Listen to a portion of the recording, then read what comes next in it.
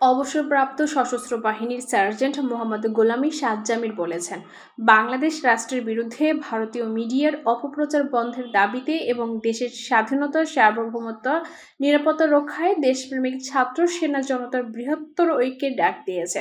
হাজারো ছাত্র জনতার আত্মত্যাগের বিনিময়ে গত 5ই আগস্ট দীর্ঘ 16 বছরে স্বৈরাচার মুক্ত হয়েছে।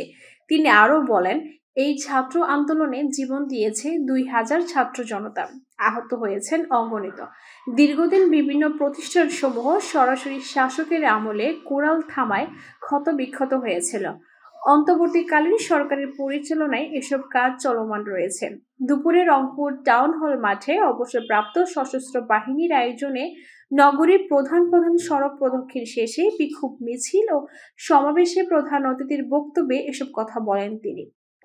তিনি আরও বলেন, আমরা বিশ্বাস করি দলমত নির্বিশেষে একযোগে কাজ করার মাধ্যমেই আমরা জাতির যে কোনো সংকটময় মুহূর্ত থেকে উত্তরণ ঘটাতে পারি।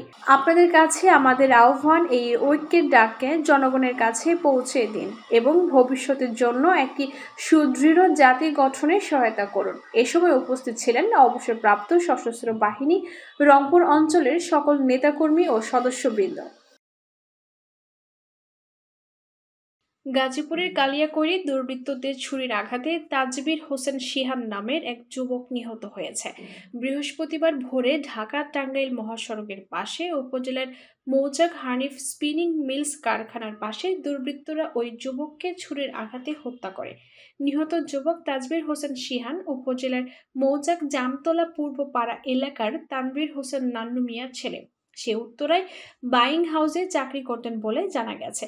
এলাকাবাসী ও পুলিশ সূত্র জানা যায়, বৃহস্পতিবার ভোরে ওই যুবক উত্তরায় যাওয়ার উদ্দেশ্যে নিজ বাসা থেকে বের হয়। সে মৌচাক হানিফ স্পিনিং মিলসের গেটের সামনে পৌঁছালে কয়েকজন দুর্বৃত্ত তারা গতিরোধ করে এলোপাথারি ছুরির আঘাতে হত্যা করে ঘটনাস্থল থেকে দ্রুত পালিয়ে যায়। খবর পেয়ে পুলিশ ঘটনাস্থলে গিয়ে নিহতের লাশ উদ্ধার করে। জয়পুরহাটে জাকির পার্টির সাংগঠনিক আলোচনা সভা ও দাওয়াত মাহফিল অনুষ্ঠিত হয়েছে। গতকাল বুধবার রাতে জেলার জাকির পার্টির ছাত্র ফ্রন্টের আয়োজনে বিশ্ব ইসলামী মহাসম্মেলন 2025 উপলক্ষে উপজেলা ভিত্তিক সদর উপজেলার ভাতশা এলাকায় এ সভা অনুষ্ঠিত হয়। আলোচনা সভায় জেলা সভাপতি সিরাজুল ইসলামের সভাপতিত্বে প্রধান অতিথি ছিলেন সহকারী প্রেস সচিব ও কেন্দ্রীয় ফ্রন্টের সহ সাধারণ সম্পাদক খুরশেদ আলম খোকন। প্রধান বক্তা ছিলেন কেন্দ্রীয় যুব ওলামা ফ্রন্টের সাংগঠনিক সম্পাদক মুফতি মাওলানা রজব আলী মাসুম জিহাদি। বিশেষ অতিথি ছিলেন বগুড়া সাংগঠনিক বিভাগের সভাপতি ও কেন্দ্রীয় ছাত্র ফ্রন্টের সহ সাংগঠনিক সম্পাদক আবু শরীফ।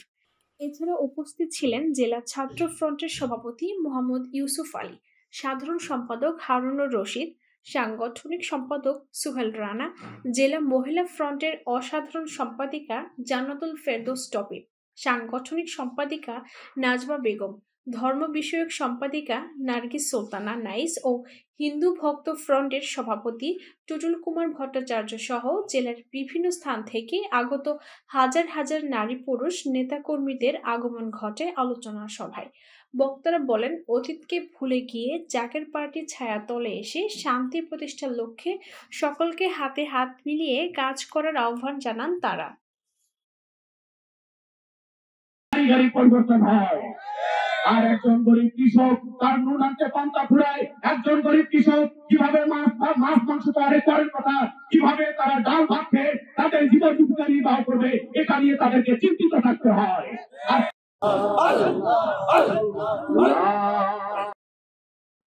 বাগেরহাটের চিতলমারীতে স্বেচ্ছাসেবী সংগঠন প্রিয়াঙ্কা মল্লিক ফাউন্ডেশনের উদ্যোগে শীতার্তদের মাঝে শীত বস্ত্র, মেধাবী শিক্ষার্থীদের মাঝে শিক্ষাবৃত্তি ও অসহায় ব্যক্তিদের চিকিৎসা সহায়তা প্রদান করা হয়েছে। একই সাথে ফাউন্ডেশনের প্রতিষ্ঠাতা ফ্রান্স প্রবাসী দেবনারায়ণ মল্লিক রাজের পৃষ্ঠপোষকতায় প্রিয়াঙ্কা মল্লিক পিঙ্কির 20তম প্রয়াণ দিবস উপলক্ষে এলাকার অসহায় রোগীদের সেবা প্রদান করার জন্য অ্যাম্বুলেন্স সার্ভিস কার্যক্রমের উদ্বোধন করা হয়। গোরা নালুয়া ফাউন্ডেশনের নিজস্ব কার্যালয়ে দিনব্যাপী এ শীতবস্ত্র, শিক্ষাবৃত্তি ও চিকিৎসা সহায়তা প্রদান কার্যক্রমের আনুষ্ঠানিক উদ্বোধন করেন বাগেরহাট সমাজসেবা কার্যালয়ের উপপরিচালক এস এম রফিকুল ইসলাম।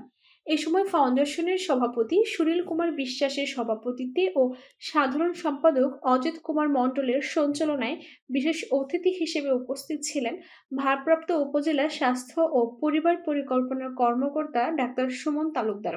অনুষ্ঠানে অন্যান্যদের মাঝে উপস্থিত ছিলেন ফাউন্ডেশনের সহসভাপতি পরিতোষ বিশ্বাস, কোষাধ্যক্ষ তুষারকান্তি বৈরাগী সহ সংগঠনের বিভিন্ন পর্যায়ের সদস্যবৃন্দ ও এলাকার গণ্যমান্য ব্যক্তিবর্গ। এ সময় ফাউন্ডেশনের পক্ষ থেকে ৩২ জন অসহায় ব্যক্তিকে চিকিৎসা সহায়তা, ১৭ জন দরিদ্র মেধাবী শিক্ষার্থীকে শিক্ষাবৃত্তি ও ৩৫০ জন শীতার্ত ব্যক্তিদের মাঝে তাঁত বস্ত্র বিতরণ করা হয়।